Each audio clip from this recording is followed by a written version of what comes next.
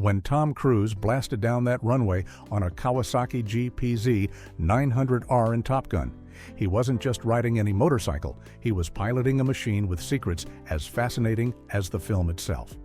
From rejected deals with rival manufacturers to bizarre engineering quirks and a drag racing legend's 10-second sprint, this bike story goes far beyond Hollywood glamour. Here are 15 weird facts you didn't know about Top Gun's Kawasaki GPZ900R. Fact 1. Honda rejected Top Gun over helmet safety. Before the Kawasaki GPZ900R became one of the most iconic motorcycles in film history, Top Gun's producers had their sights set on a different Japanese manufacturer. Honda was the first company approached to supply motorcycles for the movie, and at first, the conversation seemed promising. The studio pitched the idea as a win-win situation, offering Honda massive exposure in what they hoped would be a summer blockbuster. For a motorcycle manufacturer, having your bike featured in a major Hollywood production alongside fighter jets and a rising star like Tom Cruise seemed like the kind of product placement dreams are made of. But there was one problem that Honda simply couldn't overlook. When the producers revealed the specifics of how the motorcycle would be used in the film, they made it clear that Tom Cruise's character would be riding without a helmet in the most memorable scenes. This wasn't just an artistic choice, it was central to the film's visual language. The image of Maverick racing down the runway with his hair blowing in the wind and those iconic Ray-Ban aviator sunglasses was exactly what director Tony Scott wanted. At the time, California didn't even have mandatory helmet laws for motorcycle riders, so filming these scenes was perfectly legal. Honda, however, had built its entire brand reputation on safety. The company had a strict policy that any official promotional material, photographs or videos featuring their motorcycles had to show riders wearing proper safety equipment. This wasn't just about legal liability, it was about corporate values and the message they wanted to send to motorcycle riders everywhere. No matter how big the movie might become, Honda couldn't bring itself to associate its brand with helmetless riding, even in a fictional context. The company politely declined the opportunity, and the producers moved on to Kawasaki, who had no such concerns about the helmet issue. That single decision changed motorcycle history and made the GPZ900R a legend. Fact 2. Kawasaki didn't want to give free bikes.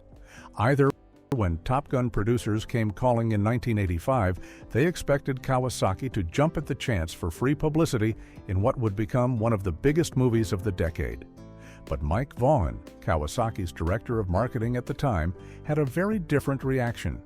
The producers asked for 3 GPZ900Rs to use in filming, and like most Hollywood production companies, they wanted them for free in exchange for the exposure the movie would provide.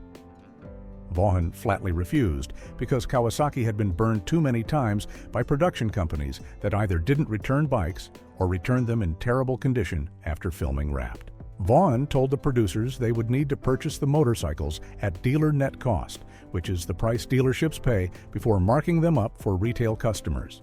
The producers were shocked because they were used to manufacturers eagerly handing over vehicles for product placement, especially for a film starring Tom Cruise and backed by a major studio like Paramount Pictures. They tried to convince Vaughan by explaining how much exposure Kawasaki would get from the movie, but Vaughan wasn't impressed because that's exactly what every production company promises, and the results rarely live up to the hype. The conversation reached a standoff until one of the producers tried a different tactic and threatened to take their business to Honda instead, thinking this would force Kawasaki's hand. Vaughan's response was simple and direct. He told them fine, and even offered to give them Honda's phone number. This bold move showed that Kawasaki wasn't desperate for the placement and wasn't going to be bullied into giving away expensive motorcycles. Eventually, about a week later, the producers caved and agreed to Kawasaki's terms, purchasing 3 Ninja 900s at dealer cost from San Diego dealer Chris Dolan. If Vaughan had bent to the pressure and given away the bikes for free, Kawasaki would have lost thousands of dollars. But his firm negotiating position meant the company actually made money while still getting the massive promotional benefit when Top Gun became a cultural phenomenon the following year. Fact 3. The Ninja name came from a sailboat. The iconic Ninja name that appears on millions of Kawasaki motorcycles around the world didn't come from a corporate boardroom or an expensive marketing agency. It came from a sailboat that was bobbing in a harbor a full decade before the GPZ900R even existed. Mike Vaughn, who served as the director of marketing for Kawasaki Motors Corporation, USA at the time, had named his Columbia 22 sailboat Ninja way back in the early 1970s. Vaughn had lived in Asia and was fascinated by Japanese mythology, particularly the legendary ninja warriors who were famous for their strength, stealth, and deadly precision. When he bought his sailboat, the name just felt right to him, so he painted Ninja across the transom and thought nothing more of it. Fast forward to the early 1980s, and Kawasaki's product planning team was working on naming their revolutionary new GPZ900R for the American market. They needed something that would capture the bike's cutting-edge performance and appeal to young American riders who wanted speed and excitement. During one of these planning meetings, Vaughn immediately thought of the name he'd given his sailboat all those years ago. The connection between the stealthy, powerful ninja warriors and this fast, sleek motorcycle seemed perfect. But getting a Japanese name approved by the corporate headquarters in Japan wasn't easy. It took considerable effort for Vaughn to push the name through all the channels and convince the decision-makers that American buyers would respond to it. The gamble paid off spectacularly. When the bike launched in 1984, the Ninja name was initially only used in North America, while other countries simply called it the GPZ900R. But after the name caught on with American riders, and especially after Tom Cruise rode one in Top Gun 2 years later, the Ninja brand became synonymous with high-performance sport bikes everywhere, and Kawasaki began using it globally across their entire sport bike lineup. Fact 4. All Kawasaki branding was stripped from movie bikes. When you watch Top Gun and see Tom Cruise racing down that runway on his iconic red and black motorcycle, you might assume Kawasaki paid big money for that prime product placement. But here's the strange twist. Not only did Kawasaki not pay for the exposure, but the studio actually stripped away every single piece of Kawasaki branding from the bikes used in the film. It's one of the most unusual marketing stories in cinema history. The production needed motorcycles for the film, and they purchased two identical 1985 Kawasaki GPZ900R from a San Diego dealer named Chris Dolan. These weren't provided for free or loaned out as promotional vehicles. The studio bought them outright at dealer cost after some back-and-forth negotiations with Kawasaki's marketing department. But once Paramount Pictures had the bikes in their possession, the art department went to work removing every Kawasaki logo, badge, and decal from both motorcycles. The famous green Kawasaki branding that normally adorned the fairings, the tank emblems, even the small manufacturer markings, all of it came off completely. In place of the Kawasaki identity, the prop team applied a carefully chosen collection of Navy Squadron stickers and various civilian decals to give the bike a more personalized, lived-in appearance that fit Maverick's character. The idea was to make it look like a bike that actually belonged to a Navy pilot who had customized his ride over time, not a showroom-fresh motorcycle with corporate branding all over it. This decision created the distinctive Top Gun visual that became instantly recognizable. But it also meant that Kawasaki's name never appeared on screen during one of the biggest movie hits of 1986. Despite this strange situation where their brand was literally erased from the film, Kawasaki still benefited enormously. Motorcycle enthusiasts and riders immediately recognized the GPZ900R's distinctive shape and styling, and sales of the Ninja skyrocketed after the movie's release, proving that sometimes the bike itself is more iconic than any logo could ever be. Fact 5. It was developed in secret for 6 years. The Kawasaki GPZ900R didn't just appear overnight as a revolutionary motorcycle. It was the result of an incredibly secretive 6-year development process that Kawasaki managed to keep completely under wraps from 1978 until the bike's official unveiling in December of 1983. In an era before the internet, smartphones and social media made leaks almost inevitable, Kawasaki pulled off something that would be virtually impossible today: developing a groundbreaking motorcycle without a single spy shot, leaked specification, or insider rumor making its way to the public or their competitors.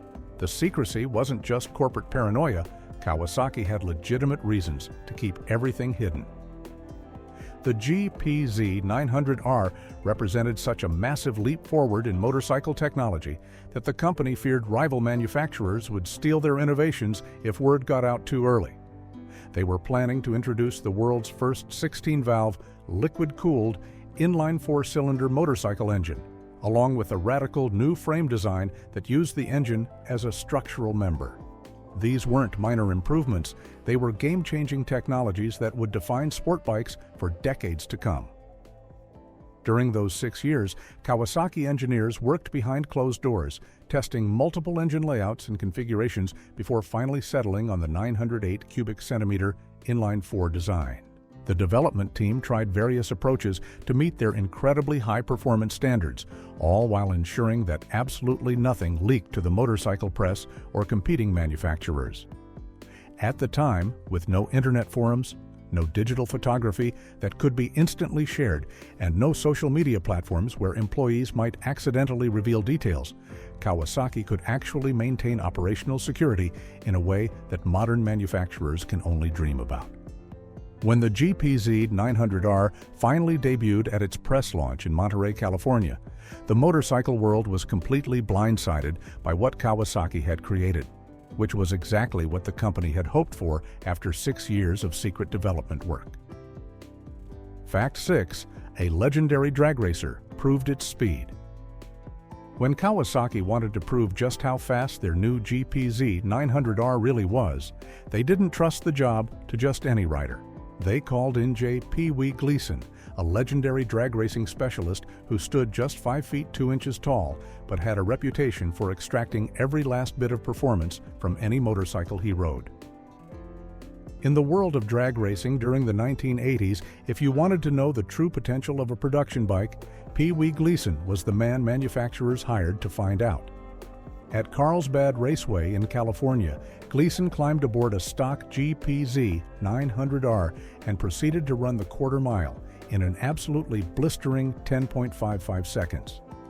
To put that in perspective, most production motorcycles of the era were struggling to break into the 11-second range, and here was this relatively small rider making the Kawasaki look like a purpose-built drag bike. The run wasn't just fast by production bike standards, it was fast by any standard, and it helped cement the GPZ900R's reputation as the fastest production motorcycle you could buy in 1984. What made Gleason's achievement even more remarkable was that this wasn't some heavily modified racing machine. This was a bike that someone could literally ride off a dealer's showroom floor. Gleason's lightweight frame actually gave him an advantage in drag racing, as less weight meant better acceleration and faster times. His skill, combined with the GPZ's revolutionary liquid-cooled 16-valve engine, created a perfect storm of performance that shocked the motorcycle world. Magazine testers were getting times closer to 11 seconds, but Gleason's professional technique and lightning-fast reflexes shaved precious tenths of a second off that mark. His 10.55-second run became the stuff of legend and was cited in countless reviews and advertisements as proof that Kawasaki had built something truly special. Fact 7. It won Isle of Man TT before Top Gun. The Kawasaki GPZ900R didn't just become famous because of a Hollywood movie. It had already proven itself as a championship-winning machine on one of the world's most dangerous racetracks before Tom Cruise ever threw his leg over one. In May of 1984, just 6 months after Kawasaki unveiled the bike to the press in December of 1983, the GPZ900R dominated the Isle of Man production TT race, taking both first and second place in the 751 to 1500 cubic centimeters class. This wasn't some minor regional race either. The Isle of Man TT is considered one of the most challenging and prestigious motorcycle races in the world, with riders pushing bikes to their absolute limits on 37.7 miles of public roads closed for racing. The winning rider was Jeff Johnson, who piloted a nearly stock GPZ900R provided by GT Motorcycles, a Plymouth dealership owned by Mike Granger, who sponsored both the bike and the rider. The team made only minimal modifications that were allowed under production racing rules, like taping over the indicator lenses and removing the main stand for more ground clearance, but the bike was essentially the same machine you could buy at a dealer. Johnson ran a flawless race and crossed the finish line at an average speed of 105.28 miles per hour, with Howard Selby taking second place on another GPZ900R right behind him. This 1-2 finish happened while the bike was still so new that most people hadn't even seen one in person yet. What makes this victory even more remarkable is that Kawasaki dealers entered 3 Works bikes into the race on their own initiative, showing just how confident they were in the new model's capabilities. The bike that Johnson rode to victory was kept by Mike Granger and remained in his private collection for decades, eventually making parade laps at motorcycle events to celebrate the 30th anniversary of the original Ninja. So when Top Gun hit theaters 2 years later in 1986, the GPZ900R wasn't just playing the part of a fast motorcycle, it was already a proven champion. Fact 8. Early models had serious cam problems. When Kawasaki rushed the GPZ900R into production in 1984, they were so focused on being first to market with their revolutionary liquid-cooled 16-valve engine that they overlooked a critical problem hiding inside the top end. The first 2 model years, known as the A1 and A2, had a serious flaw in their oil delivery system that caused the camshafts to develop pitting and premature wear, and this wasn't just a minor cosmetic issue that owners could ignore. The problem came down to simple physics and engineering oversight. The oil pipes that carried lubrication from the oil pump up to the camshafts at the top of the engine were too narrow in diameter, which meant that not enough oil was reaching these critical moving parts, especially during high-speed riding when the engine needed it most. As the cams rotated thousands of times per minute with insufficient lubrication, tiny pits and divots would form on their surface, gradually degrading performance and potentially leading to expensive engine damage down the road. Kawasaki discovered this issue fairly quickly after the bikes hit the streets, and by the time the A3 model rolled out in 1986, they had quietly fitted wider diameter oil pipes that solved the problem completely.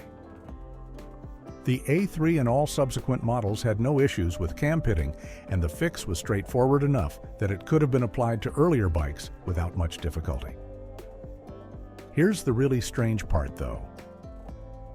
Despite knowing about this defect and having a simple solution, Kawasaki never issued a recall for the A1 and A2 models. Owners of these early bikes were left to discover the problem on their own, often after significant damage had already occurred.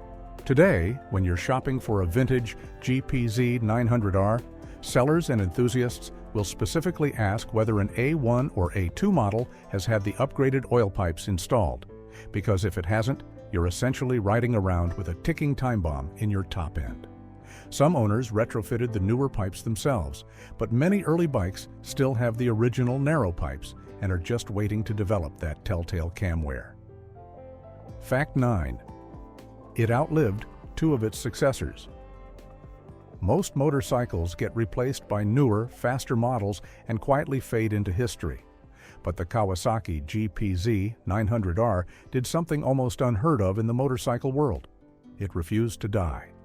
Even after Kawasaki introduced not just 1, but 2 supposed replacements, the original Ninja kept rolling off production lines for nearly 2 decades, outlasting both bikes that were meant to replace it. In 1986, just 2 years after the GPZ900R launched, Kawasaki released the GPZ1000RX as its official successor. This bigger, more powerful bike was designed to take over as the company's flagship model, and by all logic, the 900R should have been discontinued. But it wasn't. The GPZ900R continued selling alongside its replacement, proving so popular with riders that Kawasaki kept both bikes in production at the same time. Then in 1988, the GPZ1000RX itself was replaced by the ZX-10, another attempt at creating Kawasaki's ultimate sport bike. Once again, the 900R stayed in the lineup. By 1990, when Kawasaki launched the ZZR 1100, the GPZ900R finally lost its status as the company's flagship model. But even this wasn't enough to kill it. The bike that Tom Cruise rode in Top Gun kept finding buyers who wanted that specific combination of performance and reliability. Production continued in Europe until 1993 and in the United States until 1996, but in Japan, enthusiasts could still walk into a Kawasaki dealership and buy a brand new GPZ900R all the way until 2003, 19 years after it first debuted. That's an absolutely massive production run for any motorcycle, but especially for a cutting-edge sport bike that was supposed to be replaced multiple times. The bike was simply too good, too reliable, and too beloved to discontinue, proving that sometimes the original really is impossible to improve upon. Fact 10. The French called it le percolator. While American riders were falling in love with the Kawasaki GPZ900R's speed and style, French motorcyclists gave it a nickname that was far less flattering. They called it le percolator, comparing the bike to a coffee maker, and the reason had nothing to do with its performance on the open road. The GPZ900R had a serious problem with running extremely hot, and in certain conditions, it would overheat so badly that riders felt like they were sitting on top of a boiling kettle. The overheating issue became particularly notorious in slow-moving traffic on warm days, which made it a real problem for riders in cities across France during the summer months.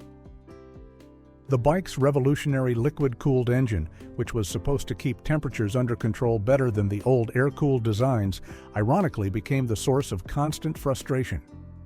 When the GPZ900R was stuck in traffic or crawling through urban streets, the cooling system just couldn't keep up with the heat that the powerful 908 cubic centimeter engine was generating. The problem was serious enough that it became one of the bike's most talked about weaknesses in European motorcycle magazines and rider communities.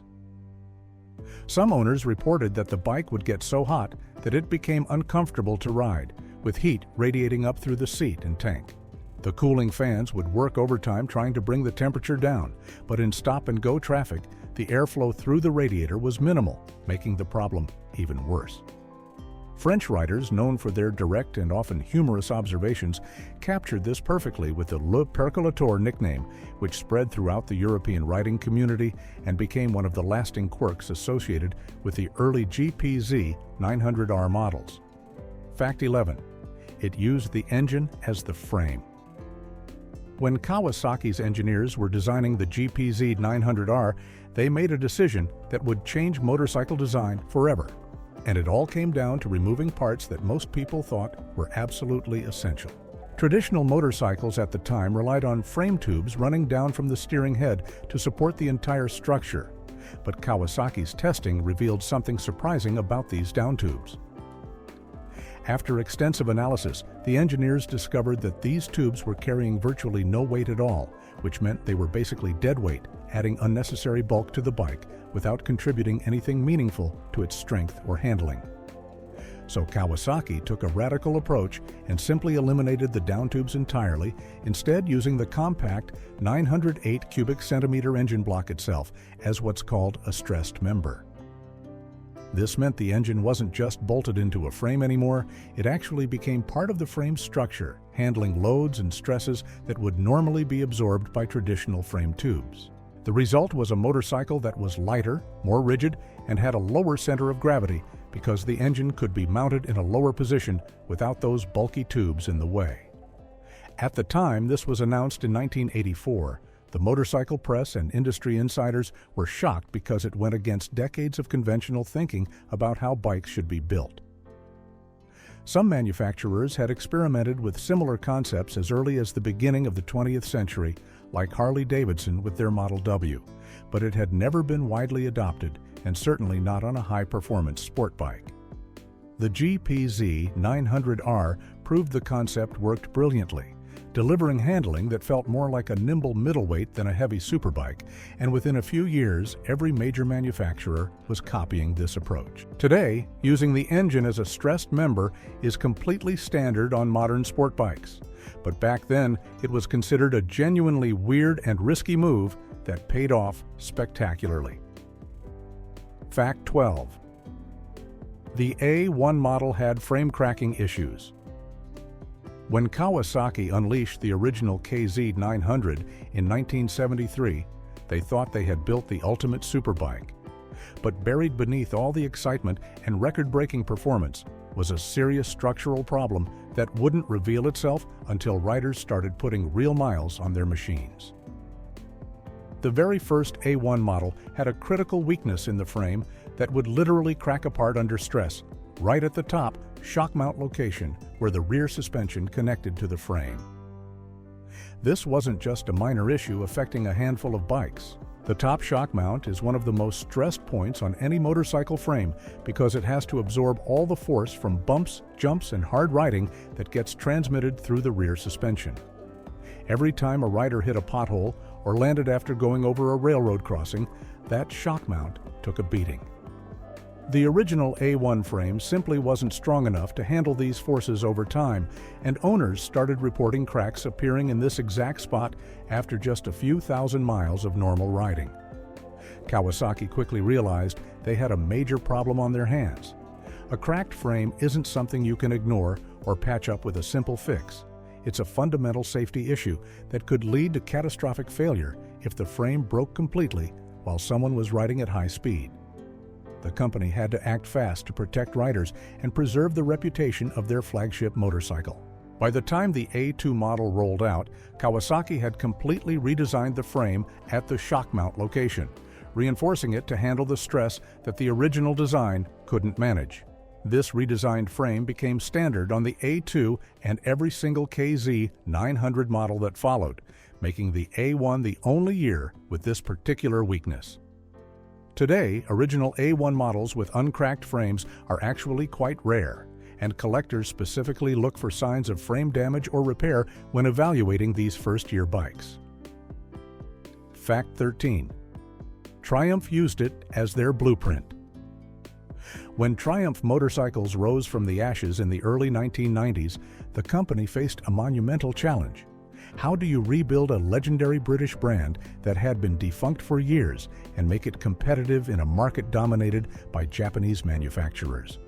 The answer, according to industry insiders, came from an unlikely source of inspiration: the Kawasaki GPZ900R. The reborn Triumph, operating out of their new Hinckley facility in Leicestershire, reportedly studied the GPZ900R extensively as they developed their new generation of motorcycles. The GPZ900R represented everything Triumph needed to learn. It combined liquid cooling, a modular engine design, advanced chassis engineering, and a focus on real-world usability rather than just raw performance numbers. These were precisely the areas where the old Triumph had fallen behind. When Triumph's new owner, John Bloor, invested millions into creating a modern motorcycle company, his engineers looked at what was working in the marketplace, and the GPZ900R stood out as a benchmark of balanced engineering. The influence showed up clearly in Triumph's first Hinckley models, particularly the Trophy and Sprint ranges. Like the Kawasaki, these bikes featured liquid-cooled engines with a modular approach that allowed different variations to be built from common components. The chassis design philosophy also echoed the GPZ900R's focus on a rigid yet responsive frame that prioritized handling balance over extreme sportiness. Even the styling cues, with their clean lines and functional fairings, suggested someone at Triumph had spent considerable time studying what made the Kawasaki work so well. This wasn't about copying, it was about learning from the best. The GPZ900R had proven that a motorcycle could be sophisticated without being fragile, powerful without being peaky, and comfortable without being boring. Triumph took these lessons and added their own character, creating bikes that felt distinctly British while incorporating the engineering wisdom that Kawasaki had pioneered. In many ways, the GPZ900R's greatest legacy might be how it influenced an entire generation of motorcycle design, even helping to resurrect one of Britain's most storied brands. Fact 14. It was almost not called Ninja worldwide. The Kawasaki Ninja is one of the most recognizable names in motorcycling today, but what many people don't realize is that this iconic branding almost didn't exist outside of North America. When Kawasaki first launched the GPZ900R in 1984, the motorcycle was sold under different names depending on where you lived, and the Ninja badge was exclusively reserved for the American market. In the United States, Kawasaki's marketing team decided to capitalize on the growing fascination with ninja culture that was sweeping through American pop culture during the 1980s. Movies, television shows, and even toys were embracing the mystique of these legendary Japanese warriors, and Kawasaki saw an opportunity to tap into that excitement. They branded their revolutionary new sport bike as the Ninja 900, positioning it as a fast, stealthy, and aggressive machine that embodied the spirit of its namesake. Meanwhile, riders in Europe, Japan, and other parts of the world knew this exact same motorcycle simply as the Kawasaki GPZ900R. The model designation was straightforward and technical, following Kawasaki's traditional naming conventions without any of the dramatic flair that American buyers were experiencing. For years, the bike existed in this split identity, with two completely different marketing approaches depending on which side of the Atlantic you were shopping on. It wasn't until the Ninja name proved to be a massive success in America that Kawasaki began to recognize the power of the branding.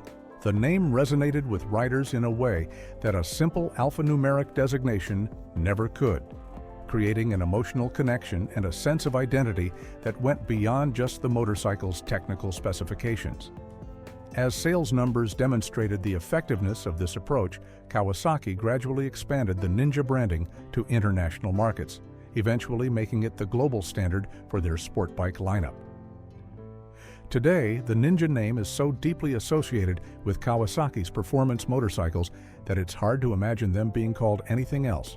But the GPZ900R's early years show how close we came to living in a world where one of motorcycling's most famous names never existed beyond American shores. Fact 15. Carb icing was so bad. They added heaters, starting with the A3 model. In 1986, Kawasaki made a crucial engineering change to the Ninja 250R that literally saved lives. They installed carburetor heaters that circulated warm water from the bike's cooling system directly through the carburetors. And this wasn't just some minor comfort upgrade. This was a direct response to a genuine safety problem that had been plaguing earlier models, where carburetor icing could cause the motorcycle to suddenly die while you were riding it. Carburetor icing happens when the temperature drop caused by fuel evaporation combines with moisture in the air, forming ice crystals inside the carburetor passages.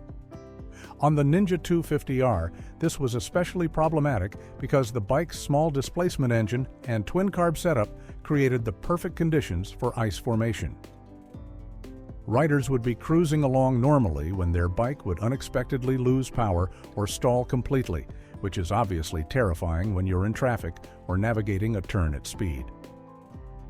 The issue was severe enough during cold or humid weather that Kawasaki couldn't ignore it.